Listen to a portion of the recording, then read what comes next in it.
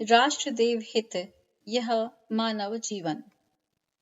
भारत माता पर होने वाला प्रत्यक्ष या परोक्ष आक्रमण उसके प्रत्येक सपूत के लिए एक चुनौती है। माता को पद दलित एवं अपमानित होते देखकर भी जिसका खून न खौलता हो, जिसके मन में क्षोभ और प्रतिकार की भावनाएं न उठती हों, उसे मनुष्य शरीर में विचरण करने वाला नर पशु ही कहना चाहिए। कमाने, खाने और उलझनों को सुलझाने में लोग पूरी जिंदगी ही समाप्त कर देते हैं। ऐसे अवसर किन्हीं विरलों के ही जीवन में आते हैं जिनमें जीवन की सार्थकता का सौभाग्य प्राप्त होता हो। मौत हर किसी की आती है, देर सबेर में सभी को मरना पड़ता है, पर लोक और परलोक को प्रशस्त करने वाली, यश को अमर बताने वाली, कर्तव्य पालन के आदर्श संसार के सामने उपस्थित करने वाली मौत किसी भाग्यवान को ही मिलती है। जिनके नाम शहीदों की स्वर्णिम पंक्तियों में इतिहासकारों ने लिखे हैं, उन्हें पढ़ते समय हर भावनाशील अंतःकरण में यह विचार उठते हैं कि काश हमें भी ऐसा अवसर मिला होता तो मनुष्य शरीर धारण करना सचमुच ही धन्य हो जाता। इतिहास पढ़ते समय हम उस अंधेरी स्थिति का भी कहीं कहीं परिचय पाते हैं जब थोड़े से विदेशियों ने आक्रमण करके हमारे इतने बड़े देश को पददलित किया था। इतना ही नहीं, उन्होंने वे बर्बर अत्याचार भी किए थे जिनके सुनने मात्र से रोंगटे खड़े हो जाते हैं।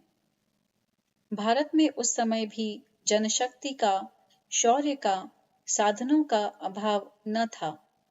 यदि राष्ट्र संगठित और भावनाशील रहा होता और उन नगण्य संख्या में आए हुए आक्रमणकारियों पर एक एक मुट्ठी धूलि डाल दी जाती तो वे उसी में दबकर मर गए होते। किंतु अपना दुर्भाग्य ही था कि आंतरिक दुर्बलताओं में देश ग्रस्त रहा और आक्रमणकारी सैकड़ों वर्षों तक मनचाही करते रहे। सन 1857 में आजादी के लिए सशस्त्र विद्रोह हुआ था, पर उसमें भी अपनी आंतरिक दुर्बलताएं ही बाधक रहीं और वह राज्य क्रांति सफल न हो सकी।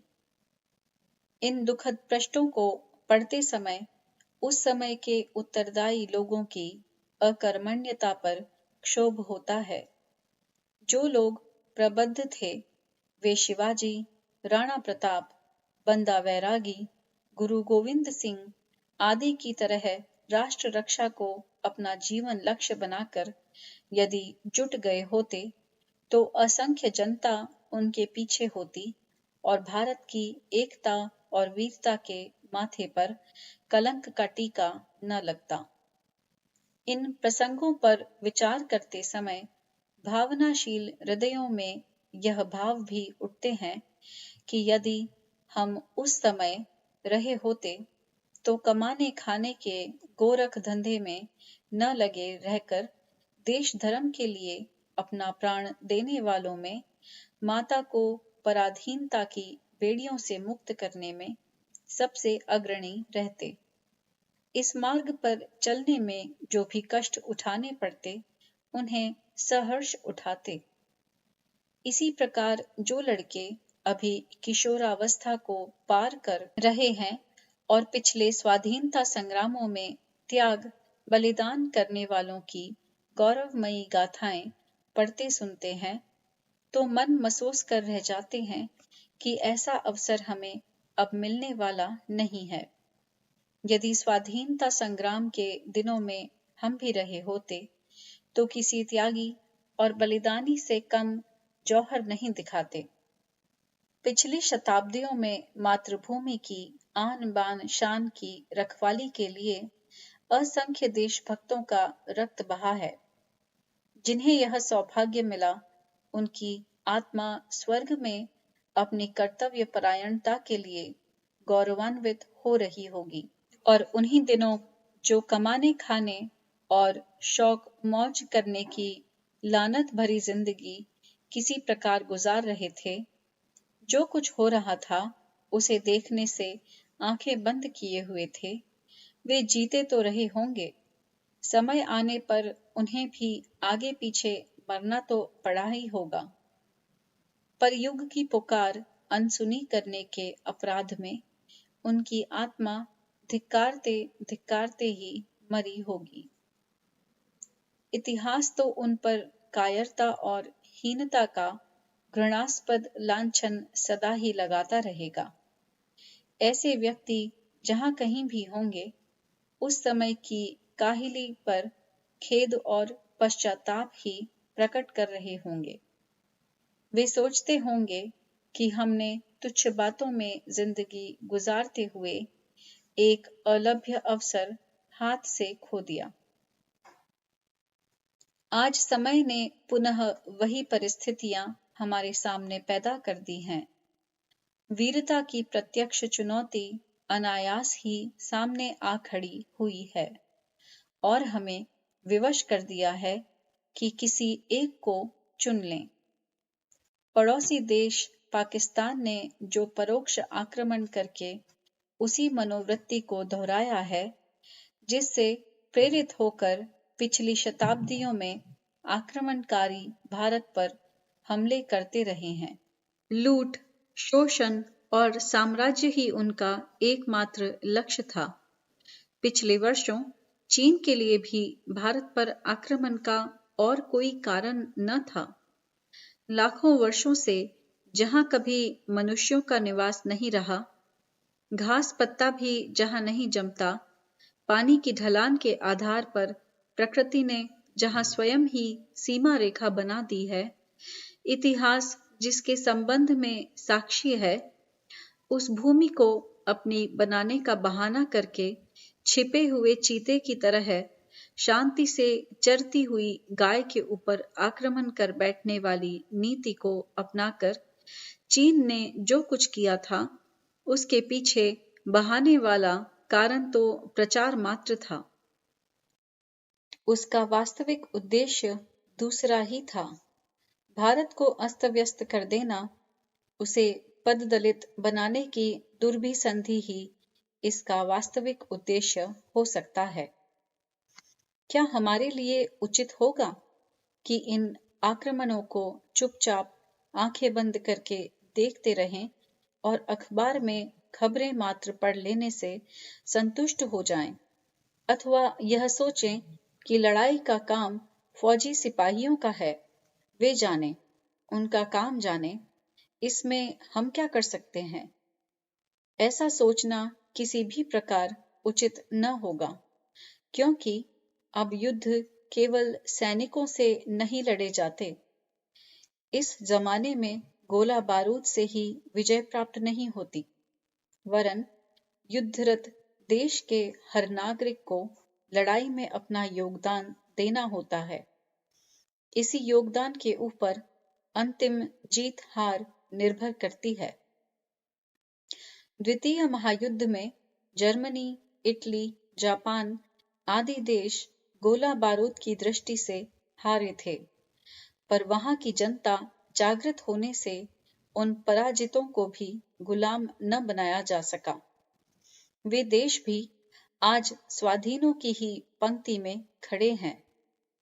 इसके विपरीत जहां की जनता प्रबुद्ध नहीं हुई है, वहां कुछ दिन पहले तक अफ्रीका महाद्वीप के अधिकांश भाग पर गोरे उसी प्रकार शासन करते रहे हैं, जैसा कि सामंतवादी जमाने में निरीह जनता पर किया जाता था। देशभक्ति की भावनाओं से ओतप्रोत नागरिक भी आज के जमाने में युद्ध मोर्चे पर लड़ने वाले सैनिकों की तरह ही महत्वपूर्ण सिद्ध होते हैं। लड़ाई केवल मोर्चे पर ही नहीं जीती जाती, वरन वास्तविक युद्ध स्थल खेतों, खलियानों, कारखानों और जनता के हौसले में सन्निहित होता है।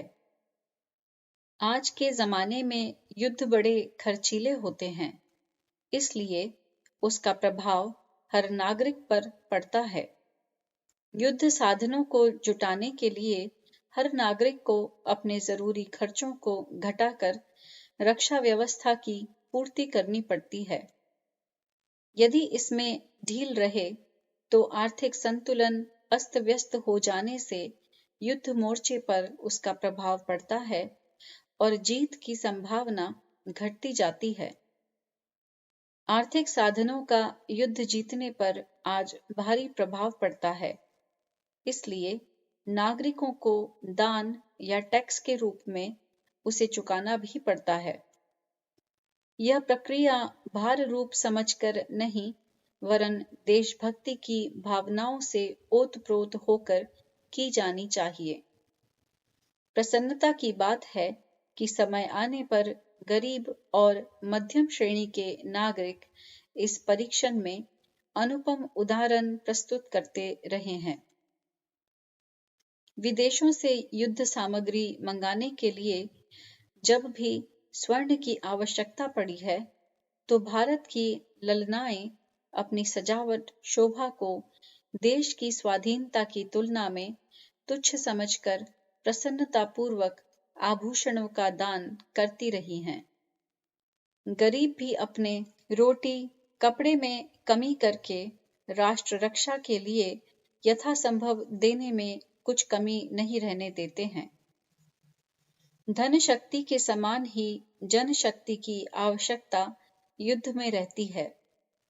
सैनिकों के द्वारा ही तो मोर्चे संभाले आते हैं और वे ही तो शत्रु की गोली के आगे सीना तान कर चलते हैं।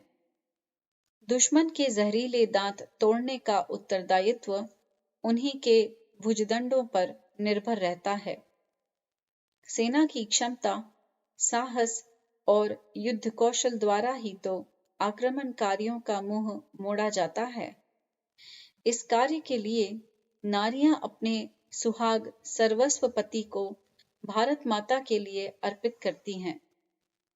माताएं अपने से अधिक पूज्य भारत माता की लाज बचाने के लिए अपने गोदी के खिलाए बच्चों को मंगल तिलक करके रण स्थल में भेजते हुए गर्व अनुभव करती हैं। जो लड़ाई पर नहीं जा पाते, वे अपने शरीर का एक अंश रक्त घायल सैनिकों के शरीर में डालने के लिए देते हैं और मरणासन्नों को पुनः जीवन देकर उन्हें पुनः युद्ध मोर्चे पर जा सकने योग्य बनाते हैं। राष्ट्र तत्व का पोषण। राष्ट्र के लिए जिएं, राष्ट्र के लिए मरें। राष्ट्र तत्व का पोषण जैसी बात करना अपने आप में एक आश्चर्यजनक बात है। इसका सबसे पहला कारण है विषय का अटपटापन। आज तक हमने सारे तत्व सुने, सारे पदार्थों के नाम सुने, राष्ट्र का नाम सुना, लेकिन राष्ट्र तत्व जैसा कोई नाम नहीं सुना। जब राष्ट्र तत्व का नाम ही नहीं सुना, तो इस पर चर्चा करने का तो सवाल ही नहीं उठता। यहाँ यह बात बिल्कुल सही है कि आज भी हम में से अनेक लोग ऐसे होंगे जो राष्ट्र शब्द का अर्थ किसी देश से लगाते होंगे, लेकिन यह राष्ट्र का अर्थ सटीक नहीं है। वास्तव में राष्ट्र एक तत्व है जो प्रत्येक देश में रहने वाले लोगों की आत्मा में बसा होता है। उनके अंतःकरण में राष्ट्र नामक विचार पलता है, ठीक वैसे ही जैसे शरीर में आत्मा पलती है। अगर शरीर से आत्मा को निकाल दिया जाए तो शरीर अपना अस्तित्व नहीं रखता, और शरीर से आत्मा को अलग कर दिया जाए तो आत्मा भी अपना अस्तित्व नहीं रख सकती है। इसलिए अगर किसी देश में रहने वाले लोगों के दिलो दिमाग में से राष्ट्र तत्व निकाल दिया जाए तो वह देश उसमें रहने वाले नागरिकों के लिए मात्र ऐशो आराम, भोग विलास का अड्डा मात्र रह जाएगा। यह राष्ट्र तत्व ही है जो व्यक्ति को देश के लिए मर मिटने की, देश के लिए आत्म बलिदान की प्रेरणा देता है। देश पर आए संकट के समय सर्वस्व समर्पित कर देने के लिए प्रेरित करता है।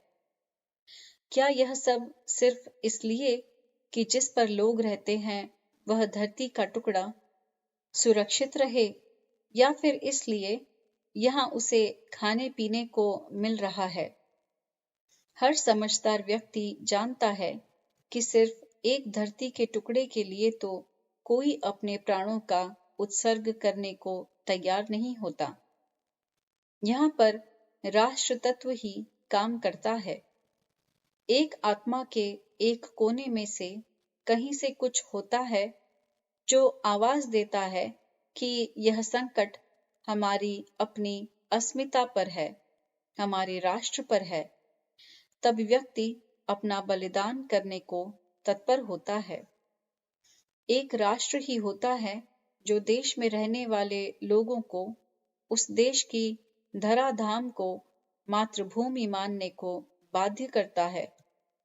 यह राष्ट्र ही होता है जो मातृभूमि पर मर मिटने वालों के प्रति सम्मान करता सिखाता है। अंतःकरण में उनके प्रति आदर का भाव भर देता है। मेरी समझ से तो यह राष्ट्रीय तत्व ही है और कुछ नहीं।